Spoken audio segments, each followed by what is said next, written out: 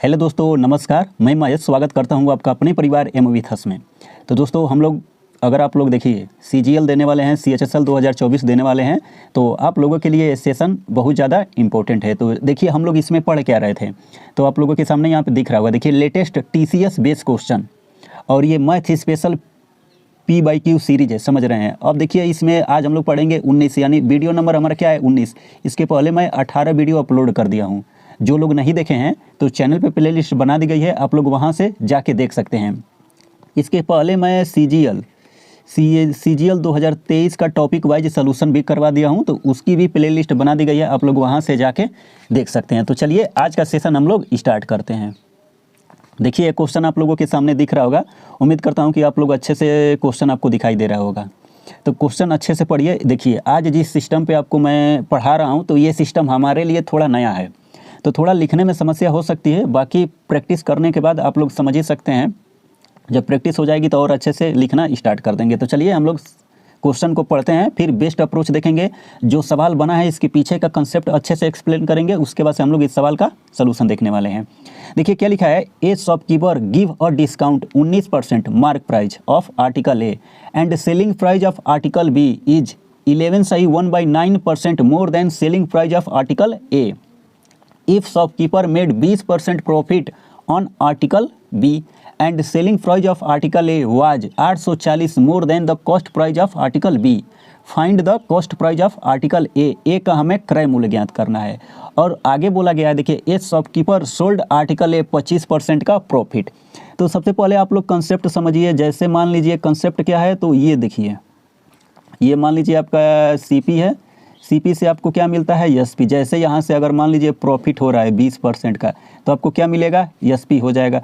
कल को अगर मान लीजिए CP का मूल्य आपको 100 दे दिया जाए और 20% प्रॉफिट दे दिया जाए, तो ये कितना हो जाएगा, 120 हो जाएगा।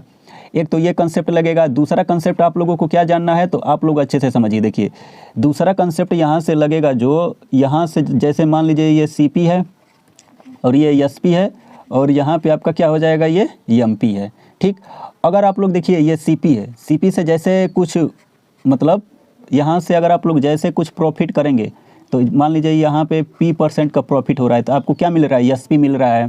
ठीक, अब यहाँ से MP से देखिए, अगर MP से आप लोग कुछ डिस्काउंट देंगे तो आपको क्या मिल जाएगा, ये SP मिल जाएगा। सॉरी, MP से अगर कुछ डिस्काउंट देंगे तो आपको क्या मिलेगा, यहाँ पे ये SP मिल जाएगा। और जैसे CP से यहाँ से आप लोग ये समझिए, जैसे मान लीजिए 1 मिनट, इसको थोड़ा मिटा देते हैं। तो आप लोग अच्छे से बने रहिए, बस थोड़ा सा आप लोगों का टाइम जाएगा, लेकिन क्या करेंगे, सिस्टम थोड़ा हमारे लिए भी नया है, उसके बाद से फिर सही हो जाएगा चीज़ें। जैसे मान लीजिए ये आपका CP हो जाएगा। जैसे कुछ मार्कअप करते हैं तो आपको क्या मिलता है, MP। तो एक ये कंसेप्ट लगेगा। एक आप लोग AB रूल पढ़े होंगे, वो भी कंसेप्ट क्या है, तो जैसे मान लीजिए ये 25% आपको दे देते हैं। देखिए 25% का मतलब क्या होता है, 1/4 मतलब प्लस 1/4। मान लीजिए ये अगर वैल्यू 25% से बढ़ रही है, सेकेंड वैल्यू क्या हो जाएगी आपकी, घटेगी। किससे घटेगी, तो देखिए प्लस है तो सबसे पहले माइनस का चिन्ह लगेगा, तो 1 तो ऐसे रहेगा, 4 प्लस 1 जोड़ देंगे कितना आ जाएगा, 5, तो -1/5 आ जाएगा। अगर कल को मान लीजिए एग्जाम्पल दे देते हैं, एग्जाम्पल क्या दे, अगर मान लीजिए कल को 1/3 दे दिया जाए, ये बोला जाए कि ये इंक्रीज हो रहा है, तो सेकेंड वैल्यू कितना हो जाएगा, माइनस लगेगा। 1 में कितना आ जाएगा, 3 प्लस 1 जोड़ देंगे 4 आ जाएगा।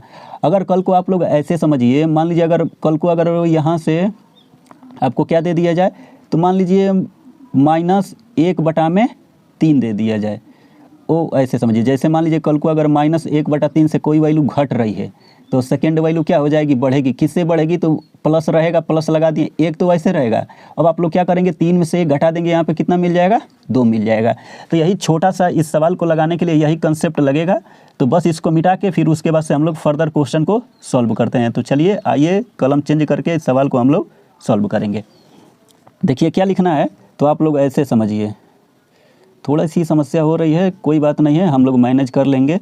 तो यहाँ पे क्या करना है, ऐसे मानिए ये आर्टिकल आपका A है और जस्ट यहाँ पे इसका CP लिखा है और यहाँ पे हम लोग इसका SP लिखते हैं और यहाँ पे इसका क्या लिखेंगे, MP लिखेंगे। अब क्वेश्चन में देखिए बोला गया है अंकित मूल्य पर 19% का डिस्काउंट दिया जाता है। अगर मान लीजिए आपका अंकित मूल्य कितना है, 100 रुपया है। अगर यहाँ से आप लोग क्या दे दिए, डिस्काउंट दे दिए, कितने का, 19% का, तो विक्रय मूल्य यानी सेलिंग प्राइस कितना आ जाएगा, 81 आ जाएगा। उम्मीद करता हूँ इतना समझ में आ गया।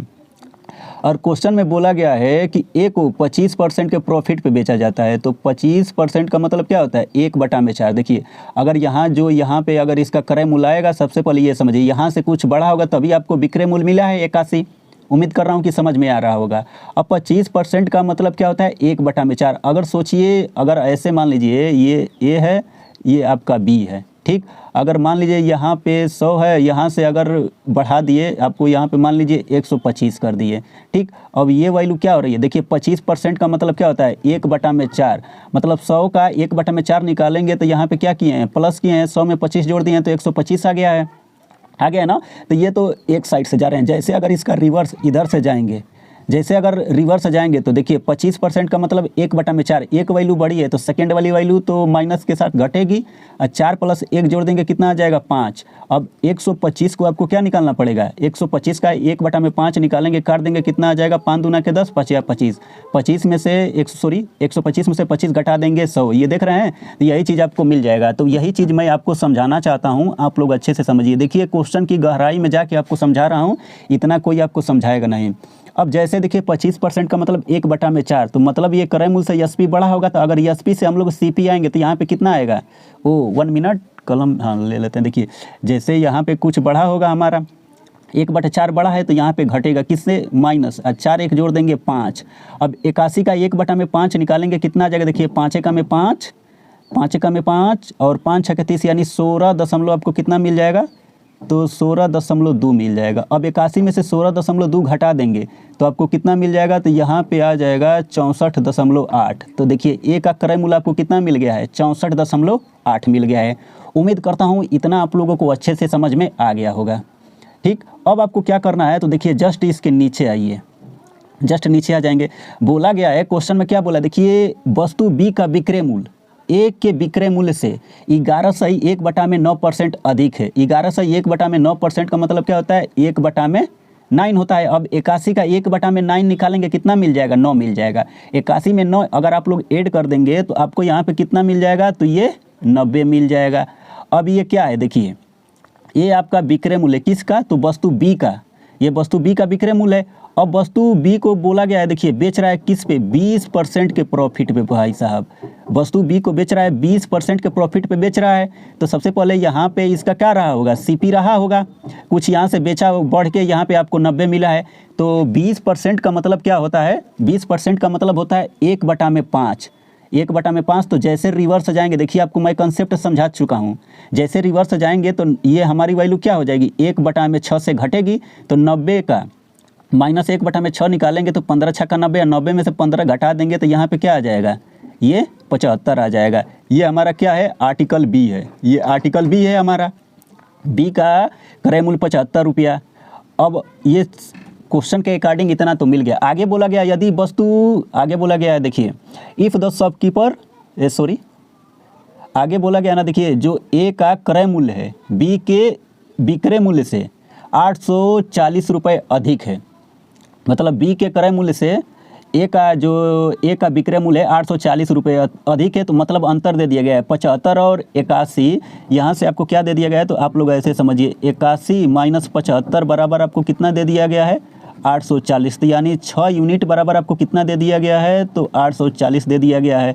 तो जैसे 1 यूनिट बराबर ऊपर लिख देते हैं, जैसे 1 यूनिट बराबर निकालेंगे तो कितना आ जाएगा, 6 एकम में 6, 6 चौके 24, यानी 140। 1 यूनिट बराबर 140। तो इसी का हमें क्या करना है, देखिए 140 का ये 64.8 आया, इसमें गुणा करेंगे तो आपको आंसर कितना मिल जाएगा, तो आपको आंसर आ जाएगा, देखिए 90 72। आप लोग गुणा कर सकते हैं, यही इस सवाल का राइट आंसर आ जाएगा। देखिए थोड़ा जिस पे वर्क कर रहे हैं ये सिस्टम थोड़ा नया है तो समझाने में टाइम लगा है, थोड़ा लिखने में भी समस्या हो रही है, लेकिन आप लोग अच्छे से समझिए।